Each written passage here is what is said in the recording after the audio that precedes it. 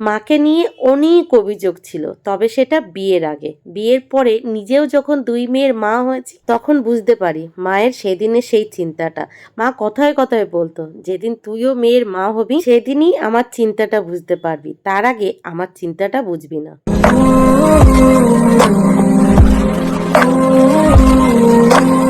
Good morning দুষ্টু। Morning মা। আজকে কি বলো তো? আজকে 15ই আগস্ট। কি আজকে? 15ই আগস্ট। তা আজকে কি? বন্দে মাতরম। আজকে বন্দে মাতরম, আজকে স্বাধীনতা দিবস। তো তুমি সকাল সকাল ঘুম থেকে উঠে স্নান হয়ে গেছে? হ্যাঁ, আর এখন কি করছো? এখন আমি দুধ রুটি খাচ্ছি। দুধ রুটি খাচ্ছো? কে করে দিয়েছে দুধ? বাবা। বাবা। দেখুন, আমি ঘুম থেকে ওঠার আগে দুষ্টু বুড়ি ঘুম থেকে উঠে পড়েছে, স্নান হয়ে গেছে। মিস্টার প্রদীপ রুটি করে দুধ গরম করে এই যে মেয়েকে ব্রেকফাস্ট করতে দিয়ে দিয়েছে। দিদি কোথায়? দিদি দিদি বাইরে ডাল রুটি খাচ্ছে। দিদি বাইরে ডাল রুটি খাচ্ছে। বাহ। আজ 15ই আগস্ট, স্বাধীনতা দিবস। তো সকল স্বাধীন দেশের নাগরিকদের জানাই বন্দে মাতরম, বন্দে মাতরম, বন্দে মাতরম, জয় হিন্দ। তবে আমাদের দেশ পুরোপুরি সেদিনই স্বাধীন হবে যেদিন মেয়েরা রাত বিরাতে নিরাপদে বাড়ি ফিরবে। একদিন সেই স্বপ্ন সবার পূরণ হবেই, হবেই। আশা তো রাখতেই পারি, তাই না? তো যাই হোক, আজকে সকালে ঘুম থেকে উঠতে একটু দেরি হয়ে গেছে, একটু না অনেকটাই দেরি হয়ে গেছে। কারণ কালকে রাত্রে অনেকটাই দেরি করে ঘুমাতে গেছি। তবে ভিডিও এডিটিংয়ের জন্য না, অন্য কোনো কাজের জন্য কালকে অনেক রাত করে ঘুমাতে গেছি। সেই জন্য আজকে একটু দেরি হয়ে গেছে। তার উপরে আমার শরীরটা ভালো না। তবে ঘুম থেকে উঠে দেখছি মিস্টার প্রদীপ রান্না করেছে, ভাত করেছে আর পেঁপের তরকারি করেছে আর রুটি করেছে, আর সাথে দুধ গরম করেছে। দুষ্টু স্নান হয়ে গেছে, স্নান করে ওর ব্রেকফাস্ট কমপ্লিট হয়ে গেছে, মামামের ব্রেকফাস্ট কমপ্লিট হয়ে গেছে। আর মিস্টার প্রদীপ এখন বাজারে চলে গেছে। এখন আমার যেতে হবে রান্নাঘরে দুপুরে রান্না বান্না করতে। তার আগে ব্রেকফাস্টটা কমপ্লিট করে নেবো। আর আমি ঘুম থেকে উঠে বাসি ঘরের সমস্ত কাজবাজ গুছিয়ে নিয়েছি। তো আজকে আমার স্বাধীন দেশে স্বাধীনভাবে সকালে ঘুম থেকে উঠতে পেরেছি, মানে একটু দেরিতে ঘুম থেকে উঠতে পেরেছি। আমাকে মিস্টার প্রদীপ কোনো ডিস্টার্ব করেনি, কারণ উনি দেখেছে কালকে রাত্রে আমি অনেকটাই দেরি করে ঘুমাতে গেছি। তো সব মিলিয়ে চলুন, ইন্ট্রোটা দেওয়া হয়নি, ইন্ট্রোটা দিই। তারপরে আজকের সারাদিন যা যা করবো টুকিটাকি এখানেই শেয়ার করবো, আপনারা দেখতেই পাবেন। আজকে আমার 15 আগস্ট স্পেশাল ব্লগ, প্লিজ পুরো ভিডিওটা না কেটে দেখবেন। তার আগে চলুন ইন্ট্রোটা। Hello friends, good morning. আরেকটা ফ্রেশ নিউ ব্লগে আপনাদের সবাইকে অনেক অনেক স্বাগত। কেমন আছেন আপনারা সবাই? আশা করি আপনারা সবাই অনেক ভালো আছেন। আমরাও আপাতত ভালো আছি আপনাদের আশীর্বাদে আর আমার গোপালের আশীর্বাদে। আজ 15ই আগস্ট আর এখন বাজে সকাল 9:20। তো চলুন আজকের ব্লগটি এখান থেকেই শুরু করি। তো প্লিজ পুরো ভিডিওটি না কেটে দেখতে থাকবেন আর আমার সঙ্গে থাকবেন। এই যে দেখুন মিস্টার প্রতিদেবের হাতের বানানো রুটি, কি সুন্দর রুটি বানিয়েছে দেখেছেন? সকাল সকাল এত সুন্দর ব্রেকফাস্ট হাতের কাছে পেলে একটু তো দেরি করে ঘুম থেকে ওঠা যেতেই পারে। আর এই যে দুধ গরম করেছে, আর পাশাপাশি এই যে পেঁপের তরকারি রান্না করেছে। যা করেছে এটাই অনেক, তাই না? তবে আমি পেঁপে খেতে এখন একদমই ইচ্ছা করছে না, সেই জন্য চা করব। আর এই যে পাশাপাশি ভাতও হয়ে গেছে। এখন একটা মাছের তরকারি সাথে আর একটা কিছু বানিয়ে নিলে ব্যাস হয়ে যাবে। সিদ্ধিমান, তোমার তেল মালিশ করা হয়ে গেছে? হয়ে গেছে তোমার তেল মালিশ করা? Good morning, good morning. আজকে বৌমনি দেরি করে গুড মর্নিং হয়েছে। কালকে বৌমনি অনেক রাত জেগেছে তোমার মতো। তুমি প্রতিদিন রাত জাগো, কালকে বৌমনি একটু বেশি রাত জেগেছে, জানো তো? একটু বলে দাও সবাইকে, বন্দে মাতারাম, বন্দে মাতারাম, বন্দে। আমার বাবাদার ঘুম পেয়ে গেছে। এই যে এই যে এই যে এই যে ক্যামেরা অন করলে কোনো দিকে তাকানোর সিন নেই, দেখুন।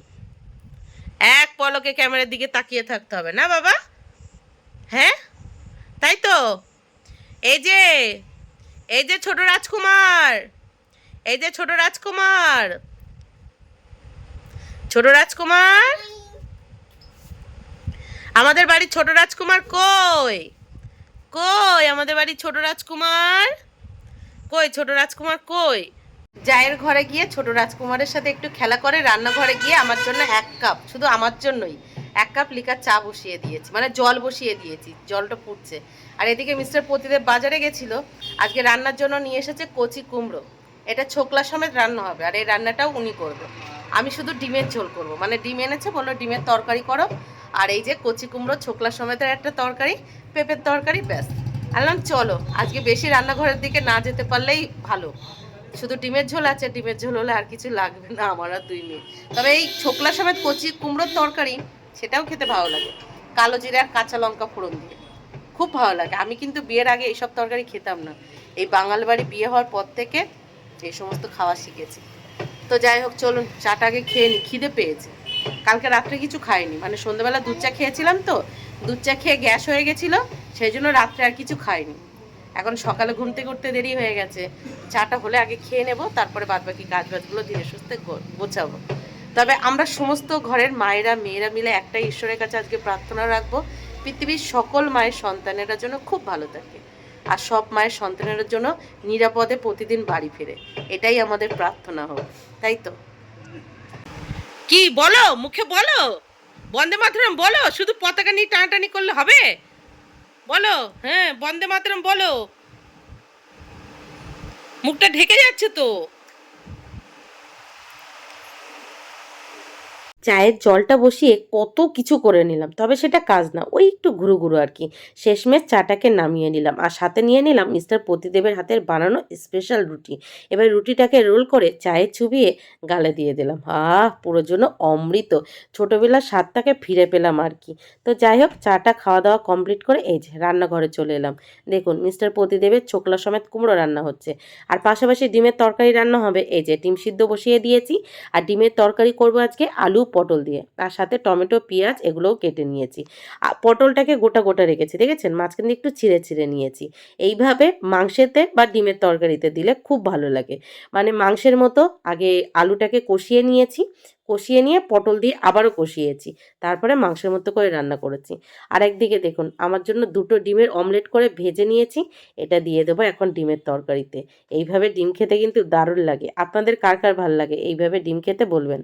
তো ফাইনালি আমার রান্নাবান্না কমপ্লিট করে রান্নাঘরে যে সমস্ত কাজবাজগুলো ছিল সেগুলো গুছিয়ে নিয়েছি, ঘর বারান্দা ঝাড়ু দিয়ে ঘরটাও মুছে নিয়েছি, তারপর অল্প কিছু কাচাকুচি ছিল সেই কাচাকুচি করে চান করে এই যে হালকা করে রেডি হয়ে গেছি। কাচাকুচিগুলো এখনও মেলেনি, শুধু মামামের স্কুলের জামাটাই মানে গেঞ্জিটাই শুধু মেলে দিয়েছি, বাদ বাকিগুলো এখনও গামলায় ভরা আছে। মনে হলো আজ বৃহস্পতিবার একটু বেলা হয়ে গেছে, আগে গোপাল সোনাকে চান করিয়ে পুজো দিয়ে নিই। আর গোপাল সোনার কাছে একটাই প্রার্থনা রাখি, পৃথিবীর সকল মায়ের সন্তানেরা জন্য খুব ভালো থাকে, খুব ভালো থাকে। তো এই যে গোপাল সোনাকে চান করিয়ে সাজুগুজু করিয়ে সিংহাসনে বসিয়ে পুজো দিয়ে নিয়েছি। দেখুন গোপাল সোনাকে কি সুন্দর লাগছে না? এই যে গোপাল সোনা, আর গোপাল সোনার নিচে আছে বড় মা, বাবা লোকনাথ, মা সরস্বতী, আরও অনেক ঠাকুর আছে, আর সবার নিচে আছে শাশুড়ি মা, ভোলেনাথ, অনেক ঠাকুর। তো পুজো দেওয়া কমপ্লিট করে দুই মেয়েকে সাথে নিয়ে খেতে বসে পড়েছি। এই যে হলো আমার স্পেশাল ডিমের তরকারি। আপনারা কেউ কখনো খেয়েছেন পটল আলু দিয়ে ডিমের তরকারি? পটলটা না আমার খুব প্রিয়। আর এইদিকে মিস্টার প্রতিদেবের হাতের স্পেশাল কুমড়ো, আর এই যে হলো পেঁপের তরকারি লবঙ্গ দিয়ে। দুপুরের খাওয়া দাওয়া কমপ্লিট করে খাওয়া দাওয়ার পর যে সমস্ত কাজবাজগুলো থাকে সেগুলো গুছিয়ে দুই মেয়েকে হালকা করে রেডি করিয়ে নিজেও একটু হালকা করে রেডি হয়েছি। আমি তো তেমন শাড়ি পরতে পারি না, তো এখান থেকে 1 বছর আগে বাবা বৃন্দাবনে গেছিলো, তো সেখান থেকে একটা গোপী ড্রেস এনে দিয়েছিল, সেটাই একটু পরেছি। জানি না ঠিকঠাক করে পড়তে পেরেছি কিনা, তবে পড়ার চেষ্টা করেছি। তারপর সবাই মিলে চলে এসেছি ছাদে। আমাদের একটা ছোট্ট ছাদ আছে, কিন্তু সেই ছাদে আসার অধিকার আমাদের নেই, মানে দুই মেয়ের আর আমার এই ছাদে আসার অধিকার নেই। সেই জন্য এই ছাদটার ভিডিও আপনাদেরকে শেয়ার করতে পারি না, অনেক ইস্যু আছে। তো আজকে এই যে আমাদের কর্তামশাইকে রিকোয়েস্ট করার পর নিয়ে এসেছে, তাও অনেক ঝড়ঝাপটা পার হয়ে। তো যাই হোক দুই মেয়েকে সাজিয়ে গুছিয়ে নিয়ে এসেছি কয়েকটা রিলস করব বলে, জানি না করতে পারবো কি না, তবে ইচ্ছাই আছে। আর আমার ড্রেসটা আপনাদেরকে অবশ্যই দেখাচ্ছি, আগে চলুন দুই মেয়েকে দেখাই, ওদের কেমন লাগছে অবশ্যই কিন্তু জানাবেন।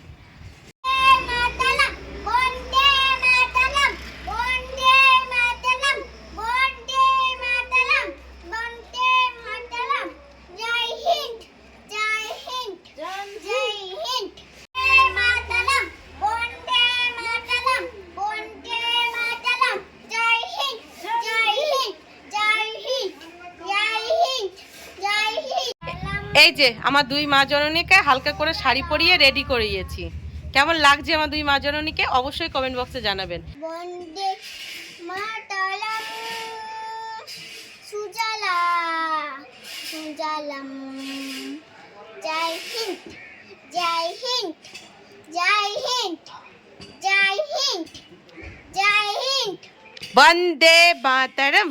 বন্দে মাতরম। বাবা, মাতারাম, বন্দে মাতারাম, বন্দে মাতারাম। তোমাকে খুব কিউট লাগছে, কিউট লাগছে আমার মাকে। তুমি বড় হয়ে কি হতে চাও? ডাক্তার। এবার বলুন, বাবার দেওয়া এই গোপী ড্রেস পরে আমাকে কেমন লাগছে? পাশ থেকে একটা ইট নিয়ে তার উপরে দাঁড়িয়ে আপনাদের পুরো ড্রেসটা দেখাচ্ছি, দেখানোর চেষ্টা করছি। জানি না কতটা কি আপনারা বুঝতে পারছেন, তবে খুব কমফোর্টেবল, আমার খুব ভালো লেগেছে। বিশেষ করে বাবা দিয়েছে তো, সেই জন্য আর কি। তো ভিডিও শুরুতে আপনাদের যে কথাটা বলছিলাম, বিয়ের আগে মাকে নিয়ে অনেক অভিযোগ ছিল। আমার মা, আমি মেয়ে বলে আমাকে পিকনিকে যেতে দিত না। আমার মা আমাকে বিকালে রাস্তার পাশে দাঁড়াতে দিত না, কোনো বন্ধু বান্ধবের বাড়ি যেতে দিত না, আরো অনেক কিছু আমাকে করতে দিত না। আর আমার ভাই যেহেতু ছেলে, ভাইকে সেগুলো আবার করতে দিত। তখন আমি খুব কান্না করতাম, বায়না ধরতাম, আর মাকে বলতাম ভাইকে যেতে দাও, আমাকে কেন যেতে দাও না? তখন মা আমাকে বলতো তুইও যখন মেয়ের মা হবি তখন বুঝতে পারবি। আর আমার বাবা যেহেতু বাড়ি থাকতো না, তো আমার মায়ের মাথায় এক্সট্রা চিন্তা কাজ করতো, কোথাও যেতে দিত না। রাস্তার পাশে বাড়ি ছিল, রাস্তার সাইডেও বিকালে যেতে দিত না। আমাকে যাও বা একটু দিয়েছে, আমার দিদিকে একটুও দেয়নি। ও যেহেতু বাড়ির বড় মেয়ে ছিল, একটু বড় হতে পারেনি, ব্যাস ওকে বিয়ে দিয়ে দিয়েছে। একটু নিম্ন মধ্যবিত্ত বা মধ্যবিত্ত ঘরের মা বাবাদের মাথায় ওই একটাই চিন্তা কাজ করে, ভালোই ভালোই মেয়েদের বিয়ে দিতে পারলে তারা যেন পুরো চিন্তামুক্ত হয়। আমার মা বাবাও তার থেকে ব্যতিক্রম ছিল না।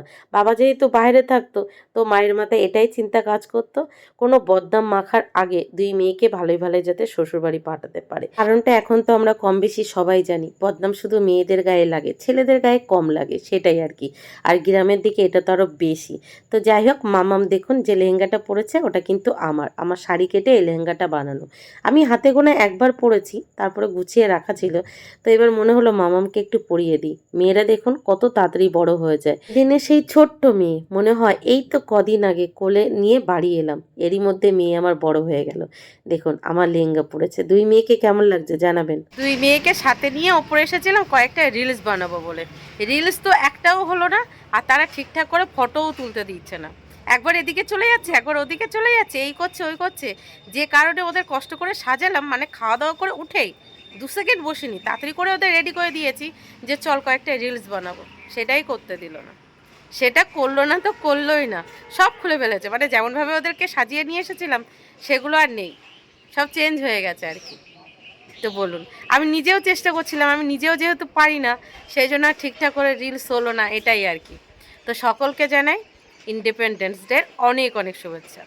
সবাই খুব ভালো থাকুন, আর ঈশ্বরের কাছে একটাই প্রার্থনা করি, সকল মায়ের সন্তান যেন খুব ভালো থাকে, কোনো মা যেন তার সন্তান না হারা হয়। সবাই ভালো থাকুক, সুস্থ থাকুক, দেশমাতা আমাদের ভালো থাকুক। তো আমার ড্রেসটা কেমন হয়েছে জানাবেন। হ্যাঁ, আর 1 বছর আগে বাবা বৃন্দাবন গেছিলো, মা আর বাবা বৃন্দাবন গেছিলো, তখন সেখান থেকে এনে দিয়েছিল। তো আমি পরলে এগুলো তো আমাকে অতটা ভালো লাগে না, সেই জন্য আমার আর পরা হয়নি। তো আজকে মনে হলো পরি। এই যে ড্রেসটা পরেছি সেটার সাথে কিন্তু এই ব্লাউজটা না, ব্লাউজ অন্য একটা ড্রেসের। তো এর ব্লাউজটা এখনও কাটানো হয়নি, তো সেটা আর পরিনি। এমনি মানে পুরনো যে ব্লাউজটা ছিল সেটাই পরেছি। তো আমাকে কেমন লাগছে বলবেন। দেখুন সকাল থেকে কাজ করতে করতে চোখ মুখ পুরো বসে গেছে।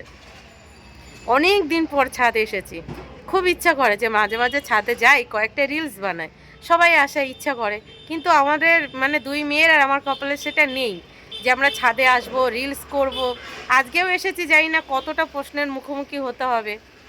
সেই জন্যই আমরা স্বাধীনতা পেলেও সবাই সেইভাবে স্বাধীনতা পায় না। প্রতি পদে পদে অনেক মেয়েদের অগ্নি পরীক্ষা দিয়ে যেতে হয়, সে এক একজনের এক এক রকমভাবে। সবার তো একই রকম অগ্নি পরীক্ষা হয় না, এক একজনের এক এক রকম, সেরকমটাই আর কি। আজকে আমি এই যে ছাদে এসেছি, আমাকে কতটা যে আবার কত কিছুর সম্মুখীন হতে হবে তার ঠিক নেই। তো বেশিক্ষণ থাকবো না ছাদে, যতটা তাড়াতাড়ি যাওয়া যায়। যে কারণে এসেছিলাম সেটা তো আর হয়নি। আর ছাদটা একদম অপরিষ্কার এলোমেলো হয়ে আছে, কারণ এখানে তো আসা হয় না তেমন, সেই জন্য। এই আগের সপ্তাহে মিস্টার প্রতিদেব এসে নিচে যে পেঁপে গাছটা ছিল ওপরে রেখে গেছে, আর ড্রাগন গাছটা ওপরে রেখে গেছে। সবাই বলছে ওপরে ছাদের রোদ বৃষ্টি এগুলো বেশি পেলে এগুলো নাকি ভালো হবে, সেই জন্যই রেখে গেছে। তো উনি যেহেতু বাড়ি ছিল, তো আজকে বললাম চলো একটু ছাদে নিয়ে যাবে। প্রথম দিকে রাজি হচ্ছিল না, বলছে ছাদে যাবে আবার 1000টা কথা শুনতে হবে, এই ওই যেতে হবে না। আলাম চলো না কয়েকটা রিলস বানাবো, সাথে সাথে চলে আসবো। 10 মিনিট হতে পারিনি, বারবার বলছে হয়ে গেছে চলো, হয়ে গেছে চলো, আর কতক্ষণ থাকবে। বেশিক্ষণ না থাকাটাই ভালো, তাই না? না এসেও কত কিছু শুনতে হয়, এসেছি আজকে জানি না কি কি শুনতে হবে। এখন ছাদটার কি অবস্থা। মিস্টার প্রদীপ যখন ছাদ করেছিল একেবারে মেজো করে নিয়েছিল, বলেছিল মাঝে মাঝে এখানে আসবে আর শীতের সময় এই ছাদে এসে বসে খাওয়া দাওয়া করা যাবে, রোদ পোহানো যাবে। কিন্তু কি অবস্থা হয়ে গেছে দেখুন, শুধু এই গাছ দুটোই রাখা আছে আর সমস্তটাই পুরো এলোমেলো। এটা পরিষ্কার করে রাখলে ছাদটা খুব ভালো লাগতো, কিন্তু কি আর করা যাবে। একদম দেখুন আমাদের রাস্তার পাশে বাড়ি, এই যে রাস্তা দেখতে পাচ্ছেন। আর এই যে আমাদের সজনো গাছ, কে কে সজনো গাছের পাতা খাবেন বলবেন, হ্যাঁ একদম দেখুন পারা যাবে, যে যে খাবেন বলবেন তাদের তাদের পেরে দিয়ে দেবো।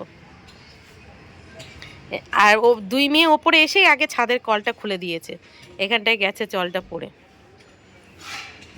নিচে যে সমস্ত গাছগুলো আছে ভাবি ছাদটা এনে রেখে দেব, কিন্তু ছাদে যেহেতু আমি আসতে পারি না সেই জন্য ছাদে আর রাখা হয় না।